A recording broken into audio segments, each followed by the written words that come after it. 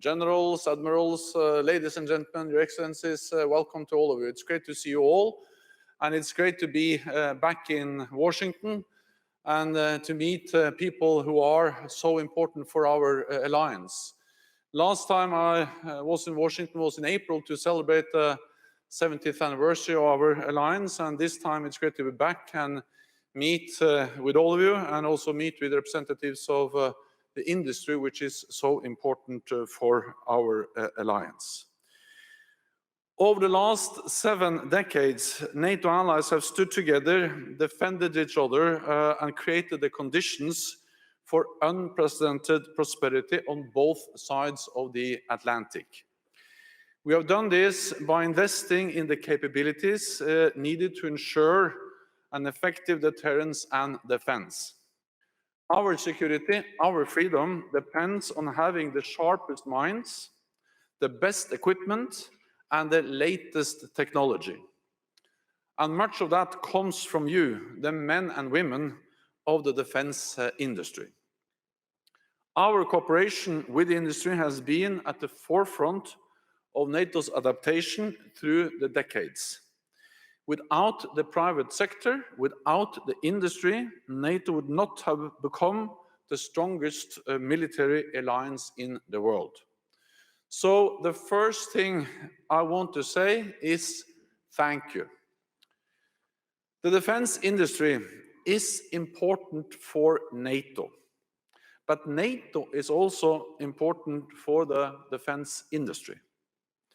NATO allies are your largest customers, the bulk of your market. Procurement decisions are mostly made by national governments, but NATO plays a decisive role in 3 particular ways. First, NATO sets guidelines for how much allies spend on defense. Second, NATO determines on what much of this money is spent. And third, NATO often facilitates how this money is spent. So, first, how much?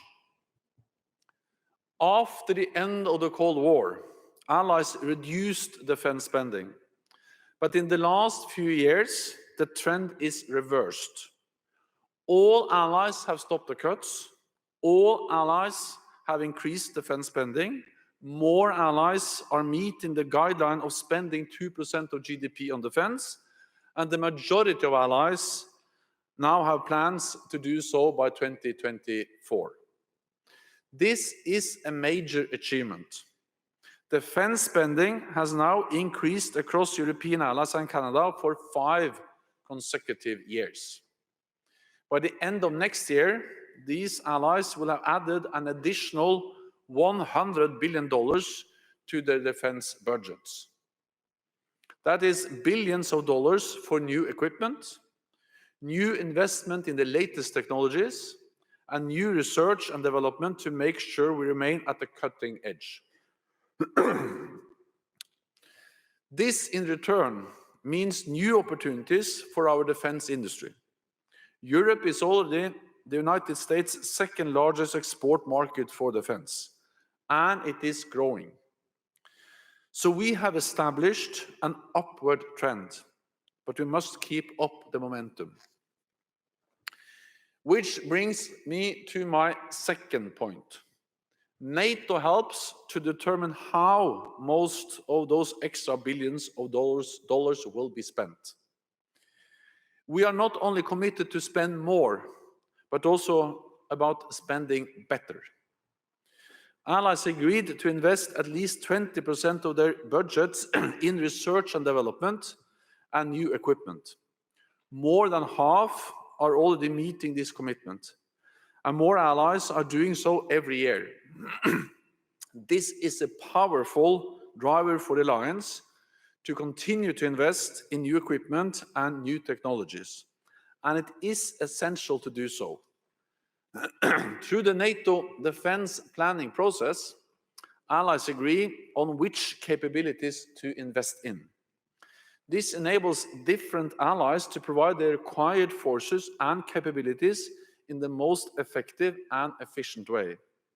including new disruptive technologies such as artificial intelligence, machine learning, and autonomous systems. These present incredible opportunities for our security. But these technologies also pose risks to our ability to work together, to our interoperability. That is why NATO requires common standards across the alliance.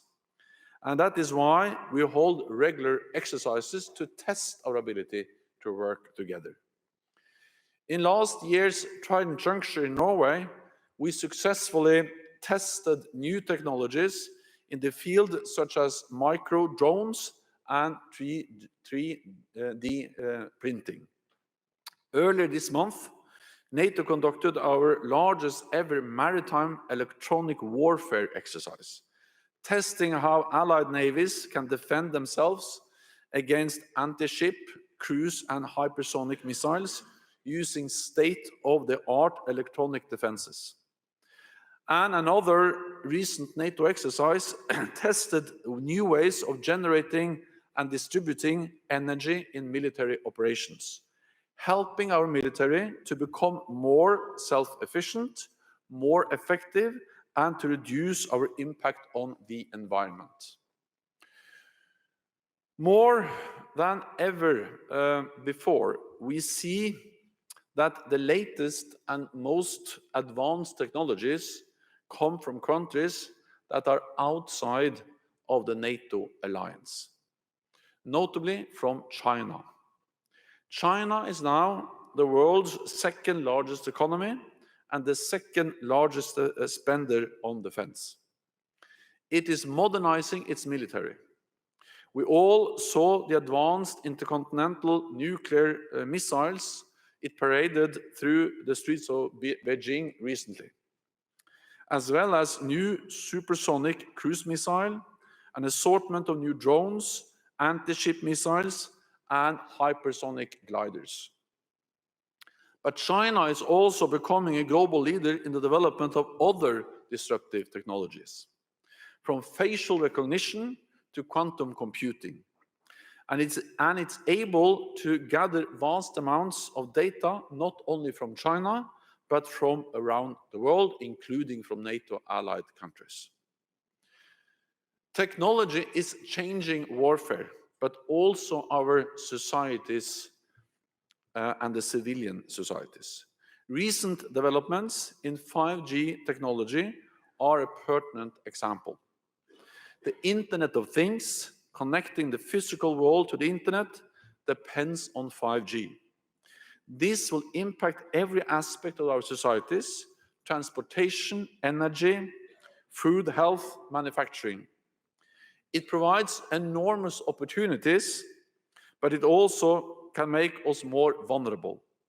That is why ensuring the security of our 5G infrastructure is so crucial. Last month, at the NATO Defense Ministerial meeting, we agreed to update our baseline requirements for civilian telecommunications, including 5G.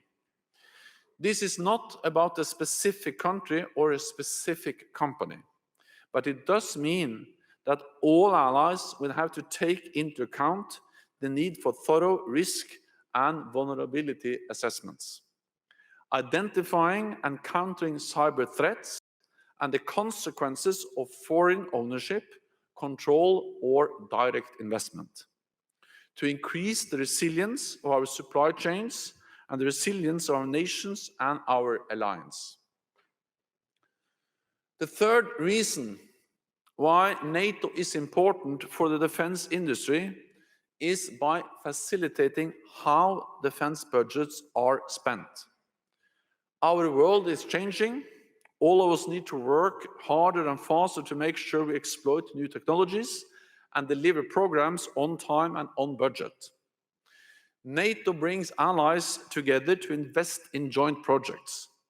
Some projects are funded by all 29 allies working together.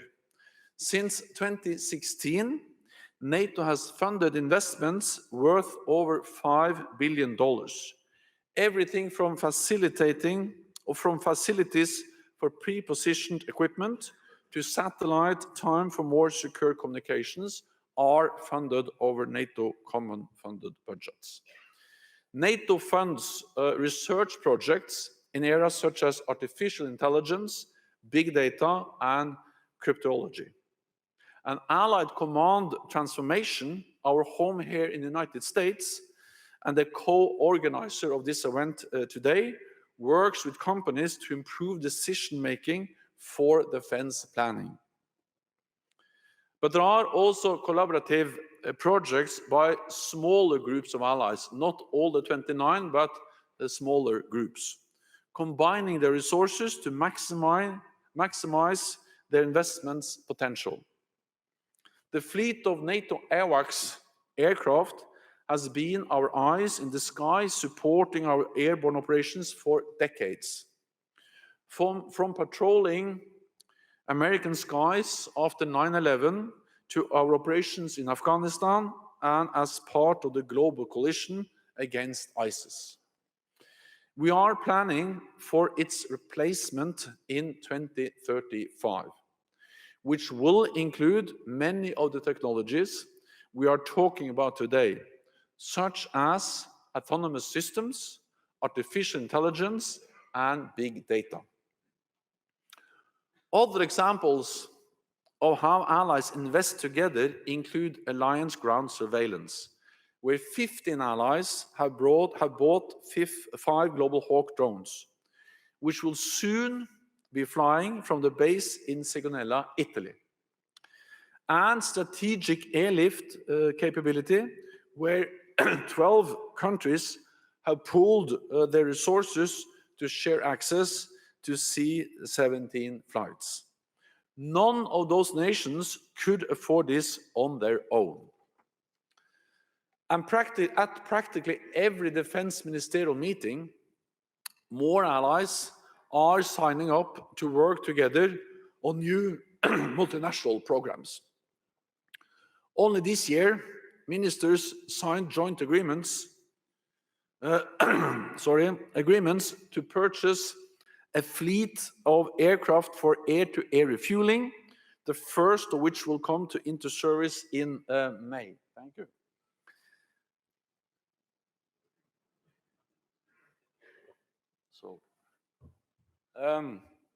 In May, to purchase and store precision-guided ammunition ready to combat, and to develop unmanned maritime systems that will be able to do everything from mine clearance to tracking submarines. So that is actually one of the great things that happens at all the defense ministerial meetings, is that we bring together allies and they sign agreements on how to develop different projects together. And that helps to make us all stronger, and it makes NATO an important platform for making allies able to join forces, also when it comes to development of new capabilities. Some of these projects also involve the European Union. I welcome the European efforts on defense. They have the potential to increase defense spending, provide new capabilities, and improve burden sharing within the alliance. But NATO and EU need to complement each other. Nations shouldn't have two sets of capability requirements. Forces and capabilities developed under PESCO and EU's mechanism to increase military cooperation among member states must also be available for NATO. And we need the fullest possible involvement of non-EU NATO allies. This will be even more important after Brexit, when 80% of NATO's defense spending will come from non-EU allies. NATO remains vital for delivering transatlantic security. So, ladies and gentlemen, this year we have been celebrating the 70th anniversary of NATO.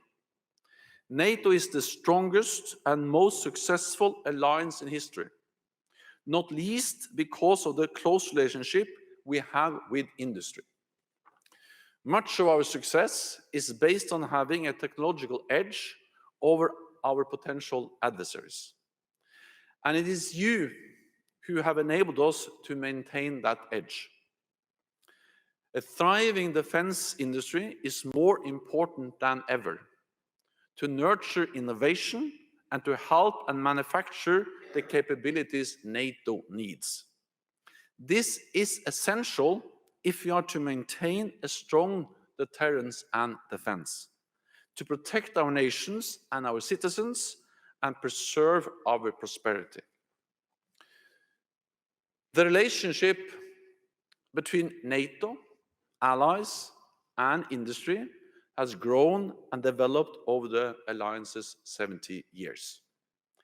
And it will continue to grow in the decades to come. So once again, thank you for your support, both now and in the future. Thank you so much.